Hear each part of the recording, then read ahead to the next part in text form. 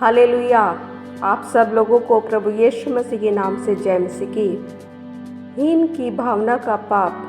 4 प्रकार के पाप होते हैं, उनमें से यह तीसरे प्रकार का पाप है। अनेक लोगों में हीनता की भावना होती है और ये चिड़चिड़े बन जाते हैं। यह तीसरे प्रकार की समस्या है जिसके विषय में हम अभी चर्चा करेंगे।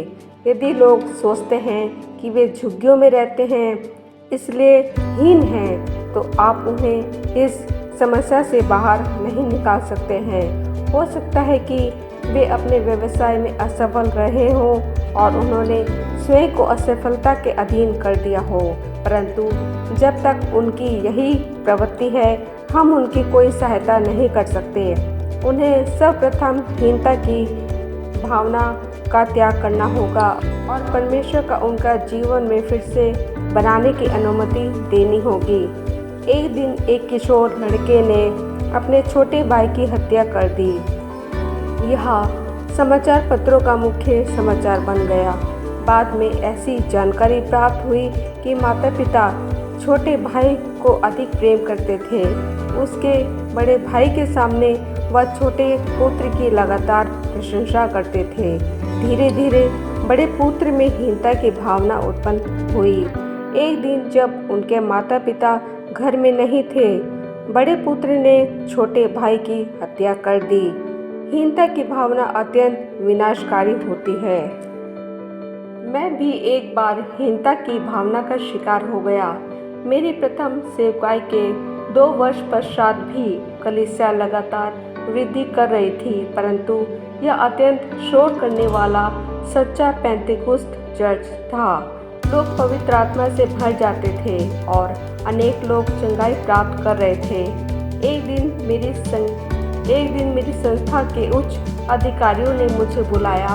उन दिनों वे पूर्ण रूप से पेंतेकोस्टल मत प्रणाली को ना मानने वाले थे। उन्होंने मुझसे पूछा, क्या तुम लोगों की चंगाई के लिए प्रार्थना करते हो? चर्च में उन्हें अन्य भाषाओं में बोलना सिखाते हो? जी हाँ, मैंने कहा। तुम पागल हो गए हो? उन्होंने कहा, नहीं, मैं पागल नहीं हूँ। मैं प्रत्येक बात पवित्र शास्त्र के अनुसार कर रहा हूँ, मैंने प्रतिवाद दिया।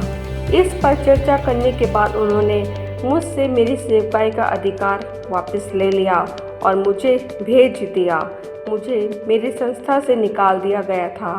बाद में मिशनरी ने आकर मुझे फिर से सेवकाई के लिए नियुक्त कर दिया। जब मुझे सेवकाई से हटा दिया गया तब मेरे अंदर हीनता की भावना उत्पन्न हुई। उस भावना ने मुझ में विनाश उत्पन्न कर दिया और उस स्थिति में संघर्ष करना मेरे लिए अत्यंत कठिन हो गया। जिस समय मेरे अधिकारियों ने मुझे सेवकाई से हटा दिया तब उन्हें यह ज्ञान नहीं था कि एक दिन मैं उसी संस्था का जनरल सुपरिटेंडेंट बनने वाला हूँ। अभी तक मैं इस पद पर नियुक्त था। जब मैंने प्रथम इस जिम्मेदारी को संभाला तब मेरे चर्च में केवल 2000 सदस्य थे।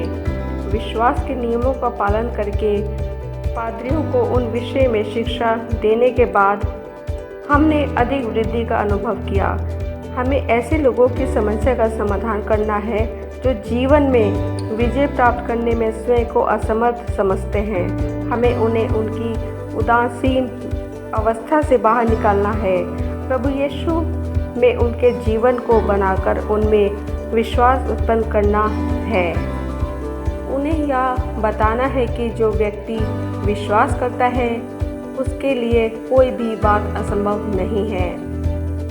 हमें उन्हें स्वयं शिक्षा देनी है और धीरे धीरे वे अपनी हीनता की भावना से बाहर आएंगे। एक रविवार की सुबह प्रार्थना सभा के दूसरे दौर में जब मैं प्रचार कर रहा था तब मैंने एक मानसिक व्याधि में पीड़ित व्यक्ति को देखा। उसके दोनों हाथ और पैर बंधे हुए थे।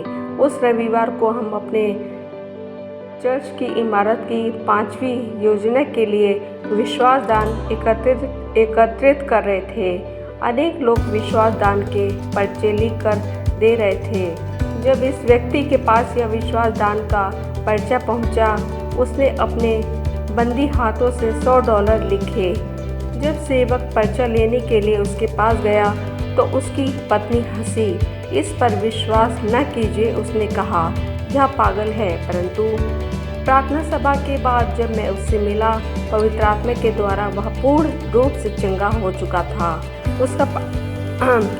उसका पागलपन दूर हो गया था। वह हीनता की भावना का शिकार हो गया था। उसने बताया, मेरी खाद की फैक्ट्री थी। मैं इस व्यवसाय में असफल रहा और मुझ पर बहुत कर्जा हो गया। चिंता के कारण मैं पागल हो गया। ये लोग मुझे अस्पताल ले गए और नाना प्रकार के इलाज कराए, परंतु मैं ठीक नहीं हो पाया। परंतु यहाँ बैठकर जब मैं आपका संदेश सुन रहा था, तब मैं इस बीमारी से मुक्त हो गया और वास्तविकता में आ गया। मैं अपने मित्र पद और सम्मान खो चुका हूँ। मुझ पर पर्वत के समान कर्जा है। मैं कुछ नहीं कर सकता। मैं असमर्थ हूँ। आप में योग्यता है, मैंने उसे बताया। आप हीन नहीं हैं। आप मसीह के पास आए हैं और मसीह के संपूर्ण सामर्थ्य और उसके स्रोत आप में वास करते हैं। परमेश्वर आपका उपयोग करेगा। आप हीन नहीं हैं, क्योंकि आप परमेश्वर के संतान हैं।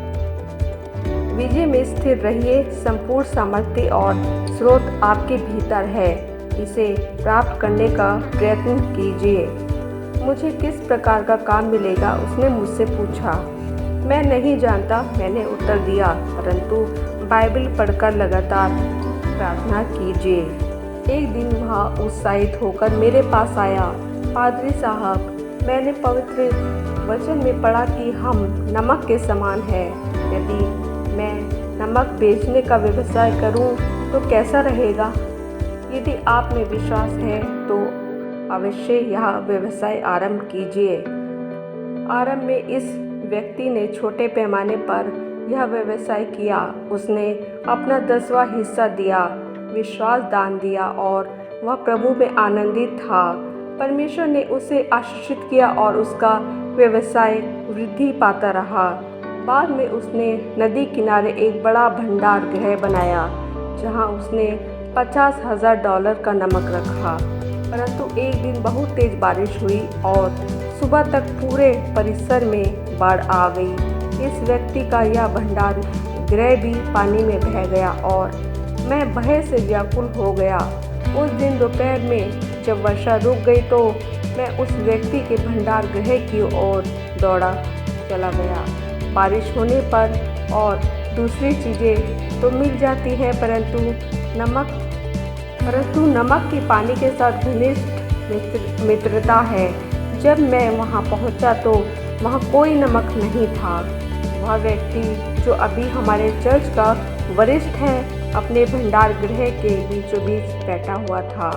वह परमेश्वर की स्तुति के गीत गा रहा था और उसे धन्यवाद दे रहा था। मैं अंदर गया। मैं यह देखने का प्रयत्न कर रहा था कि वह सही मानसिक अवस्था में है या नहीं। मैंने उससे पूछा, क्या आप ठीक तो हैं? पादरी साहब, मैं अब ठीक हूँ, उसने हंसकर कहा। मैं पागल नहीं हूँ, चिंता न कीजिए। मेरा सब कुछ बर्बाद हो गया, परमेश्वर ने सब ले लिया, परंतु जैसा आपने हमेशा मुझे बताया कि मेरे पास यहाँ सभी स्रोत है। पानी मेरा नमक बर्बाद कर सकता है, परंतु पानी उन स्रोतों को जो मेरे हृदय में बसे हुए हैं नहीं बर्बाद कर सकता है। मैं उन स्रोतों को बार बार विश्वास और प्रार्थना के द्वारा प्राप्त कर सकता हूँ। आप रुकिए, मुझे थोड़ा समय दीजिए। मैं अपने इस व्यवसाय को फिर से बनाऊंगा। अब उसमें हीनता की भावना नहीं थी, उसमें आत्मविश्वास उत्पन्न हो गया था। अब वह अपने इस नमक के व्यवसाय द्वारा लखपति बन गया है। उसने घड़ी का व्यवसाय भी आरंभ कर लिया और अब उसकी एक कंपनी है। वह मेरे साथ लॉस एंजलिस, वैनकूवर और न्यूयॉर्क गया और हाल ही में वह यूरोप भी गया था। अनेक उदाहरणों में से यह केवल एक उदाहरण है। जिससे हम यह देखते हैं कि किस प्रकार हम लोगों को अपनी हीनता की भावना से मुक्त होने में सहायता कर सकते हैं और परमेश्वर के स्रोत को प्राप्त करने में मदद कर सकते हैं। परमेश्वर आप सबको सुनने के द्वारा बहुतायत से आशीष दे। आमीन।